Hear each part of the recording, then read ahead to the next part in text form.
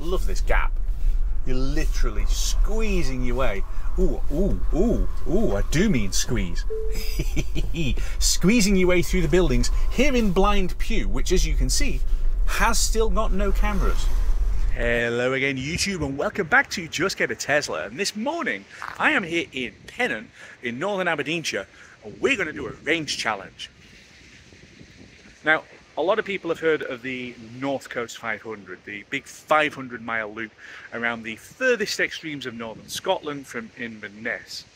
This isn't that, but this is what happens when lots and lots of people do the North Coast 500, and Aberdeenshire thinks, ooh, we'd like a piece of that.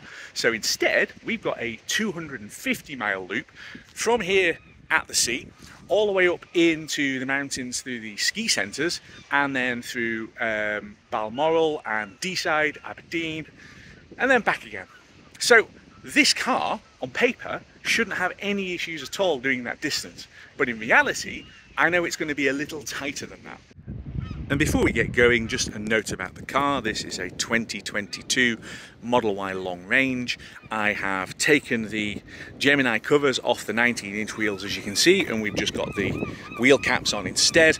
That is supposed to reduce efficiency a little bit, although in my experience, I haven't noticed a difference. And if you want, go and look at the video where I took them off and did a comparison test. Doesn't really make a particular difference whether you have them on or not. The car is fully charged. Well, I think I'm on 98%, having done the 7 miles from home to get here. But look at this as a start-finish point, guys. Look at this. These fishing houses literally just nestle underneath this cliff. And okay, it's cloudy today, but if it was sunny and in the winter, you wouldn't get any sunlight at all.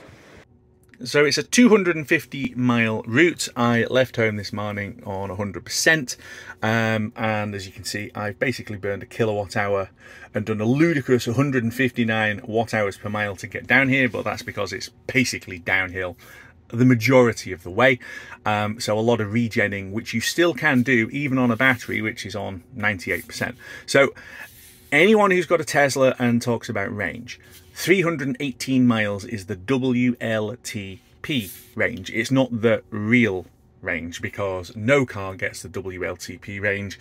It's just there as a comparator. So 250 miles, certainly according to that, should be an absolute doddle. I think it might be a little bit tighter, but we're going to see as we go. As you can see, it's just a little after 8 o'clock in the morning. It's a bit grey. It is 13 degrees. It was supposed to be warm and sunny, and I hope the cloud burns off because that will make the trip a lot more fun. Anyway, let's get going. 10 miles in and we're at the first of the succession of towns that we pass through along the north coast. This is MacDuff. What I am going to be fascinated by about doing this Northeast 250 route is it is literally from the seas to the mountains and back to the seas again.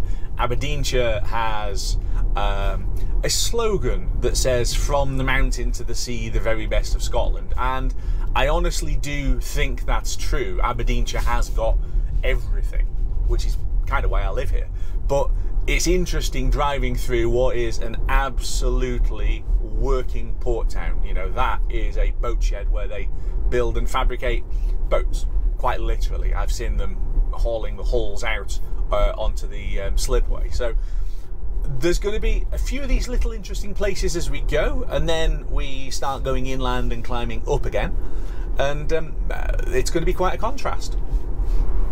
We're at Whitehills now, and this isn't strictly part of the Northeast 250 route, but it runs parallel to it, and if I get the opportunity, I've got to come down here because this looks like a path, and it is, but it's also a road, and you don't get many of these. So basically I can drive along here and I can wait for the man to move his doggy out of the way. There he goes. Thank you. And then I can trundle along this interesting little coastal path. Now then, this genuinely is part of the Northeast 250. That little bit back there wasn't. This actually is. I've never been down here before, but I did have a quick neb on Google Street View, and it looks interesting. It's pretty. So again, this is Whitehills, and I think the sea would have to come quite a long way in actually to get anywhere near this seawall. I assume it does at some point, but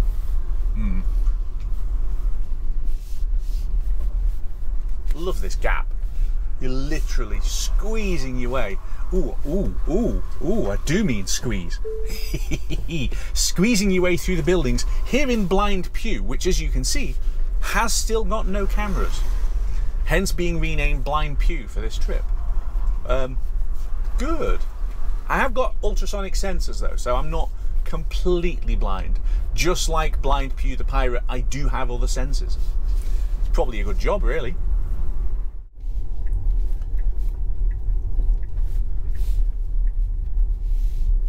This route does take us on some interesting roads. This is, as you can see, very single track. I guess you could shunt a car onto there to try and get past somebody who's only just.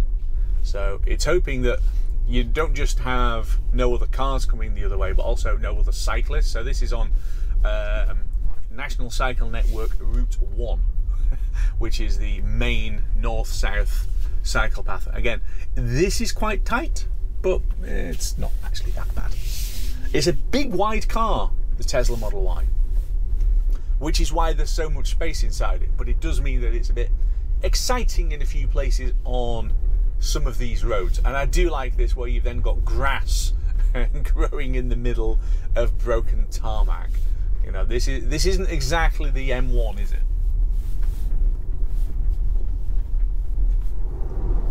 One other thing I just realised about the car having no functioning cameras is not only do auto lights not work, it thinks it's dark and the lights come on whether it's daylight or not, but it's just started raining.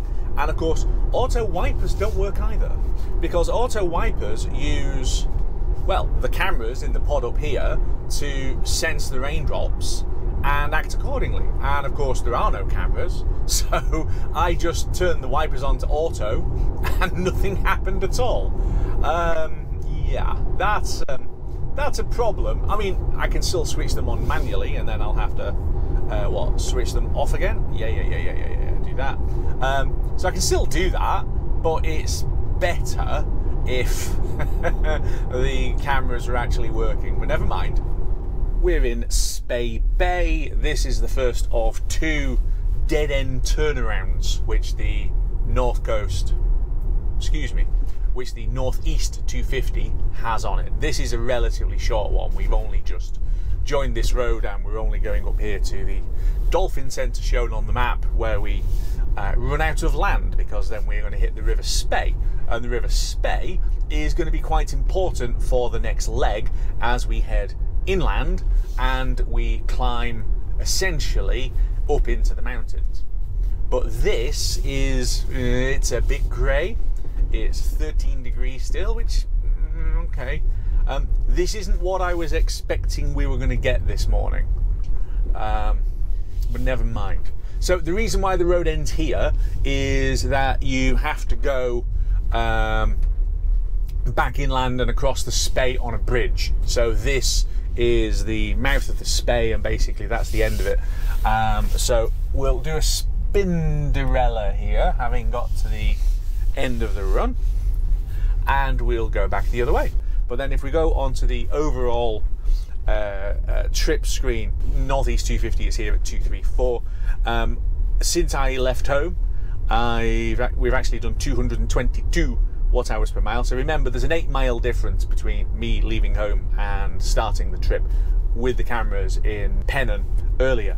But the most interesting thing, I think, is if we go on to consumption and we have a look on the 30-mile average. So it's still giving me a range of 307 miles. So we've done 47 miles since charging, and it's giving me 306. So that's more than the WLTP. So we're obviously doing something quite decent at the moment in terms of efficiency. We are ahead of the WLTP number. However, and I'm just checking it's not any really different on those. However, because we're now about to start climbing uphill, it's going to change. So we've basically been trundling along the coast, quite a lot of 30 miles an hour sections through towns, and then 50-ish miles an hour on more open bits. We are going to have a lot more open roads, and we're going to be going up and up and up. And that's where the efficiency is going to fall off a cliff. We've just gone through 50 miles, so we are 1/5 of the way through the Northeast 250. We're on 247 watt-hours per mile. As you can see, it's still a little bit piddly drizzly, but here's the good thing. It is starting to clear ahead, so there is less cloud in front, little wisps of it on the hillside over there, which looks fabulous. It is starting to clear ahead, so as I was optimistically hoping, it is going to be better up in the mountains than it is on the coast. And I think this is just Scottish weather. And again, this is in early August, and I know the UK has had some fairly poor weather over the last month or so. I've not been here for most of it, so ha! But as far as British summertime's concerned, this is not actually that unusual. For those of you watching elsewhere in the world, and if you are, hi, welcome. The weather is definitely clearing, which is a good thing because it wasn't particularly pretty. So again, blind pew, no cameras or anything working, which means when I try and engage autopilot, nothing. It just says cruise control unavailable, and then learn more. And if I hit learn more, I assume, oh, it's going into the owner's manual. Oh, we don't want to do that. Fine. But basically, nothing's working. So there's no cruise, no autopilot, no lane departure warnings, no safety systems essentially of any kind. It's still a very solidly built car, but all of the automation and the safety systems are disabled because my cameras are disabled. Poor blind pew. We're on the climb now up to the Lecht Ski Centre.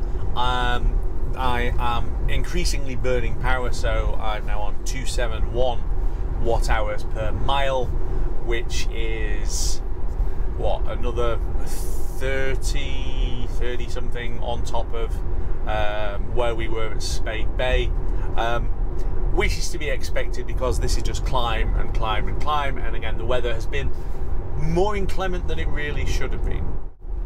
The Well of Lecht.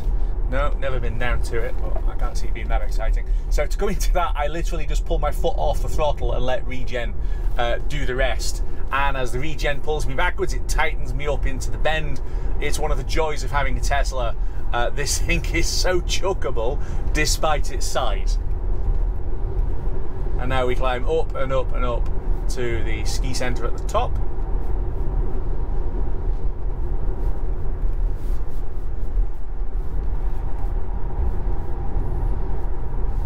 Love this bit of road.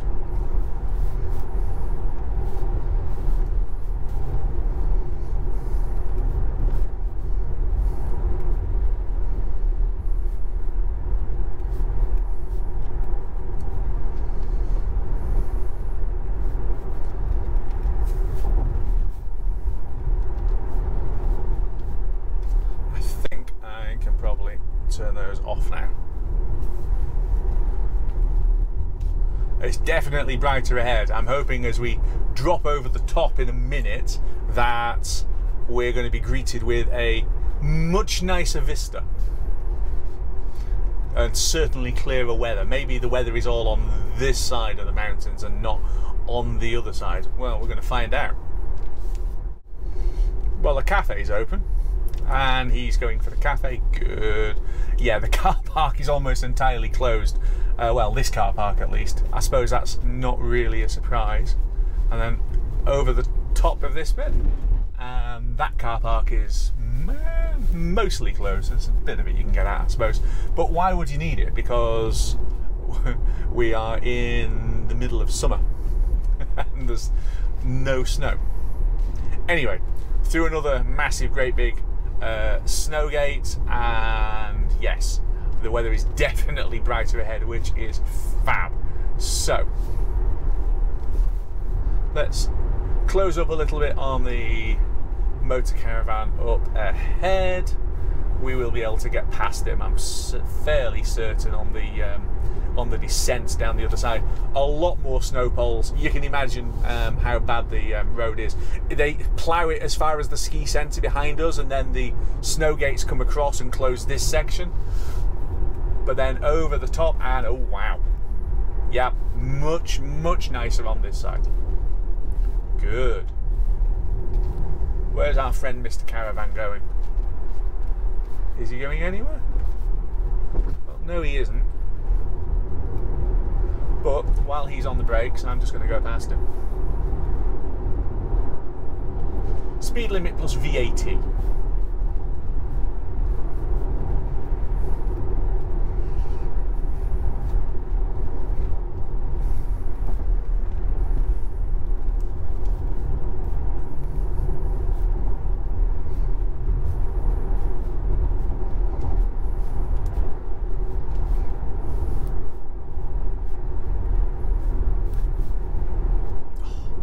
This is so much fun to drive.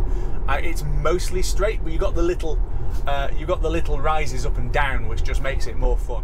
Now, watch out for this pedestrian on that. Oh, okay, he's off the road. Good, because she's off the road, just in case the guy coming the other way decided to go and sweep around me, but he hasn't done. So we're 87 miles in with 281.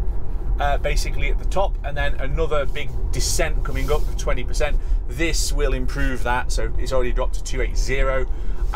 Wow. Forget efficiency for a minute. I'm on full regen and it's almost not enough.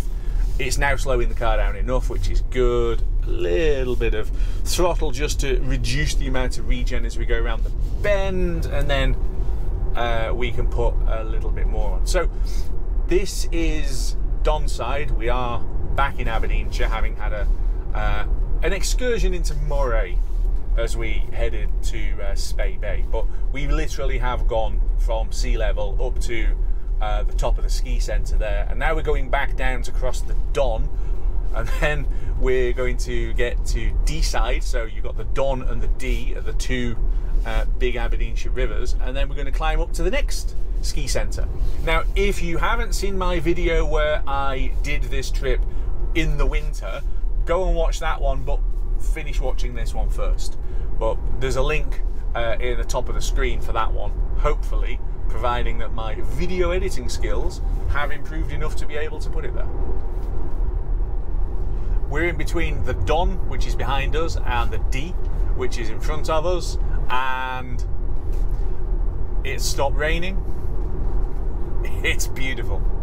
This Northeast 250 so far has had a fantastic blend of different things to look at. And I know it was created in part as a tourist route, and they also want to get people travelling past various visitor attractions and things as they go. I understand that. I'm just blasting around it in a few hours, but you could spend all day doing it and stop in various different places. But we're doing this for the experience of doing it in a Tesla and talking about efficiency and all of that good things, which I'm sure is exactly what the promoters of the scheme were thinking when they first came up with it. Let's do it so that we can have some guy in a Tesla talking about how efficient the car is. Also about just how chuckable it is round bends like that. Yes, the suspension is a little firm. Yes, they could do a slightly softer sprung version for families and whatever else, but if you just want to drive a fun car on fun roads, this really is the right car. And I'm sure the Model 3 without the big fat body on it will be absolutely sensational on something like this. We're coming down to the Gairnshiel Bridge. This used to be a very old, narrow, humpback bridge, and I'm wondering, has it now been replaced by the new one? It does look like it, which is a pity because the old bridge was fab. Now this is the new bridge. So the old road went over there. Oh no, there's the new bridge. The new bridge isn't open yet. Ahahaha. So for probably the absolutely last time, we're still going to go over the old bridge. which I'm actually quite pleased about because this thing is marvellous. I'll put up on screen when it dates from, but it's old. And it is properly, I mean, look, you go up and then roll it over the top and then back down again. This is most definitely about to be bypassed by the new bridge, which is a pity, but yeah. I'm glad I've done that one more time. So we are heading for Braemar, Ballater and onwards to Glenshee. We're on 63% of the battery, so we're slightly under 2/3. So we've burned, what, a third? Passing place coming up. We've burned a third of the battery, or a little over a third of the battery, thank you, and we've done 104 miles. So if we dial that back a bit, call it, I don't know, 100, something like that. So we're on track to do about 300 miles on mixed roads in mixed weather, which seems decent.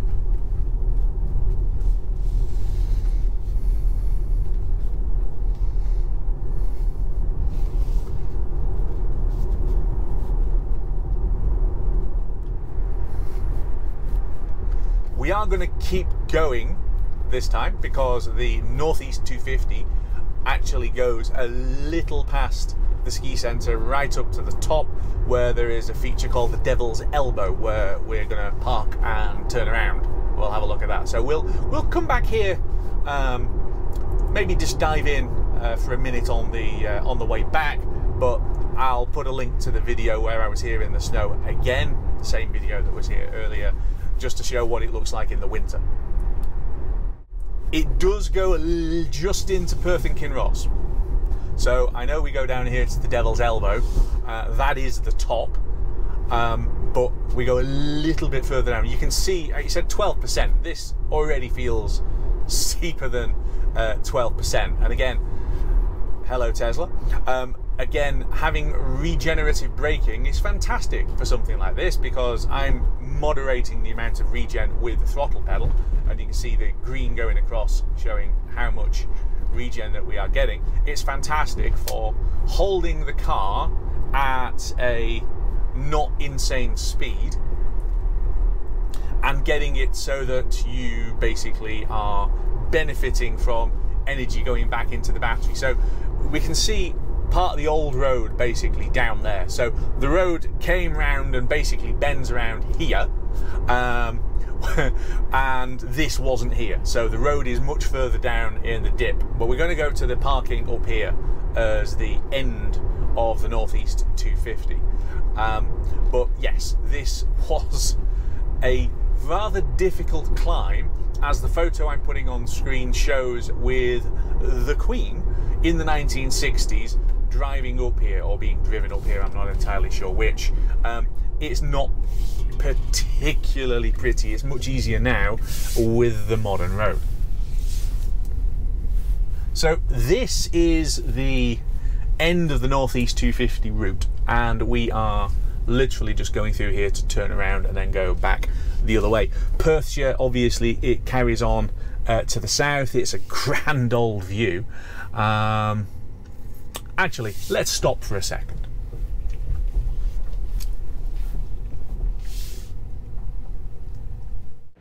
From up here, you literally can see for miles and miles and miles. And when I'm not talking, all I can hear is the water down there. This is fab. Just before we go from here, let's just have a quick look at how we're doing, because this is effectively the halfway point. So 121 miles out of the 250, and we've done 270 watt-hours per mile, versus my long time average of nearly 18,000 miles of 285. So we are burning less energy, and then obviously you've got my super low energy burn down to Pennan to start off with. Since I charge, it gets us on to 263. So we are about halfway, and we have got about half of the battery left, but we have done all of the hill climbing. So that is not a true test because it's effectively downhill from here. So if you go onto the energy use charts, I mean, it's showing that we've got 150 miles of range left, averaging 274 on the 30 mile, or yeah, you can see how much energy hill climbing actually burns, and the shorter I put the average range, the worse it gets. But we're effectively going to go a lot downhill from here. This is the last of the big hill climb, so I don't think we're going to have an issue with energy. We're probably going to be quite low when we get home, but 53% on almost halfway from the top of here, it'll be fine.